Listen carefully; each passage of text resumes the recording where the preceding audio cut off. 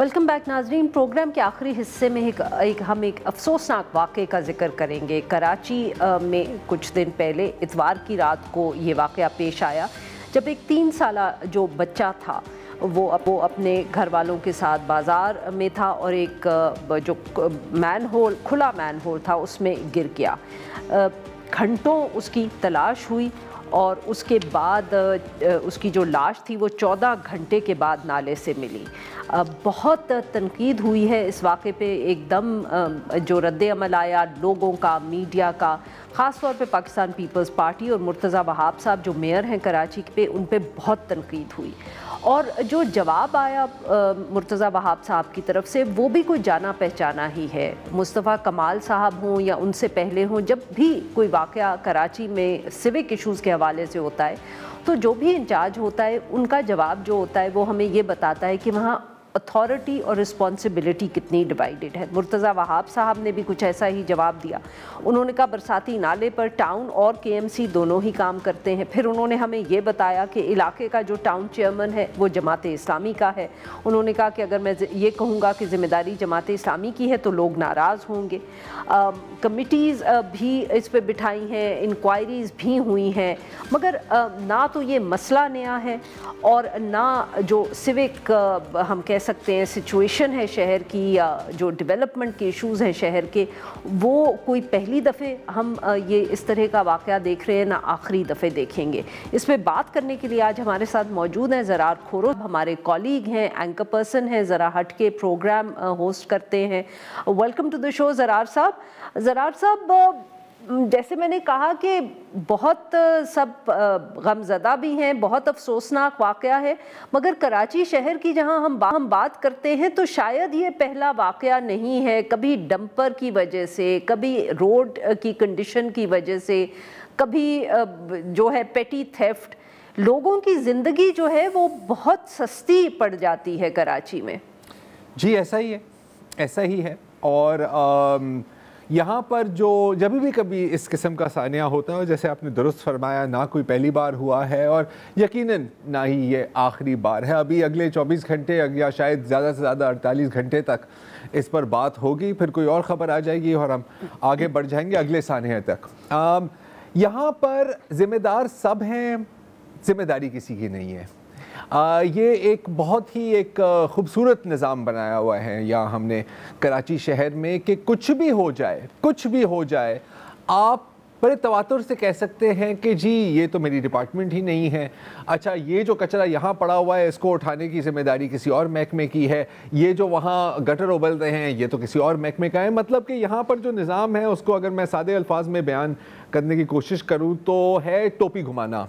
علی کی ٹوپی ولی پہ، ولی کی ٹوپی علی پہ، and no one actually tax responsibility. یہ جو ابھی آپ مرتضی وہاب صاحب کا کلپ چلا رہے تھے، میں تو خیال ہے کہ جن صحافی نے ان سے اس انداز میں سوال کیا ہے he did him a favor، کیونکہ پھر ان کا سارا فوکس آ گیا کہ آپ نے سوال کس ٹون میں کیا ہے، آپ نے کس قسم کے الفاظ استعمال کیے ہیں. جواب وہاں پر بالکل وہی گٹر کے پانی کی طرح بہہ گیا. تو that suits everybody. بنیادی مسئلہ کیا ہے؟ اچھا، اب آپ دکھا رہے تھے ابھی کہ کراچی میٹروپولیٹن کارپوریشن نے حسب معمول ایز پر نارمل، اس میں کوئی حیران کن بات نہیں ہے، کہا ہے کہ جی یہ جو بی آر ٹی بن رہی ہے وہاں پر وہ ہمارے کوئی کوارڈینیشن نہیں ہوتی، وہ انہوں نے سب کچھ تباہ و برباد کر دیا. اچھا، میں یہ نہیں کہوں گا کہ یہ بات غلط ہے، یہ بات درست بھی ہے.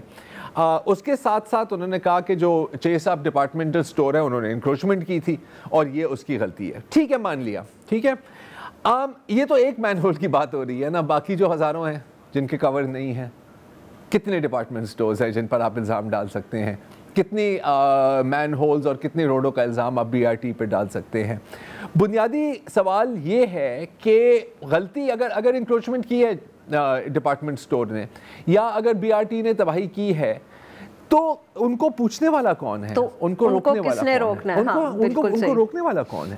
دیکھیں اگین ایک اور ویڈیو بھی گردش کر رہی ہے، میرا خیال ہے کہ شاید اے آر وائی، کئی نیوز چینلز نے اس کو بریک کیا ہے. ایک تو آپ نے وہ ویڈیو دکھائی نا جس میں وہ ننھا منا بچہ روڈ پہ بھاگ رہا ہے اور پھر ایک دم وہ غائب ہو جاتا ہے، وہ نیچے گر جاتا ہے. اس سے پہلے کی بھی ایک ویڈیو ہے جس میں بظاہر یہ دکھایا جا رہا ہے کہ وہ مین ہول ٹوٹا کیسے. کیونکہ ایک ڈمپر ٹرک آتا ہے جی میرا خیال ہے ابھی وہ چل رہی ہے بالکل. ڈمپر ٹرک آتا ہے, اس کے اوپر سے گزرتا ہے, وہ ٹوٹ جاتا ہے. اچھا اب مجھے بتائیں کہ میرا خیال ہے کہ جو مین ہول کور ہے وہ کوئی نئی جدید ٹیکنالوجی نہیں ہے, شاید یہ کوئی راکٹ سائنس نہیں ہے, یہ ایسا نہیں ہے کہ آپ نے کوئی نیوکلیئر بوم بنانا ہے. پوری دنیا میں ہیوی ٹریفک جاتی ہے اور کم ہی ایسا ہوتا ہے کہ ایک ٹرک کے گزرنے سے مین ہول ٹوٹ جاتا ہے. کراچی میں جو مین ہول بنتے ہیں, جو مین ہول کور بنتے ہیں, وہ سپیڈ بریکر سے کم نہیں عارفہ, وہ بھی کوئی 4-5 انچ کے ہائٹ پر ہوتے ہیں. ظاہر ہے اگر ہیوی ٹریفک ان میں سے گزرے گی وہ ٹوٹیں گے.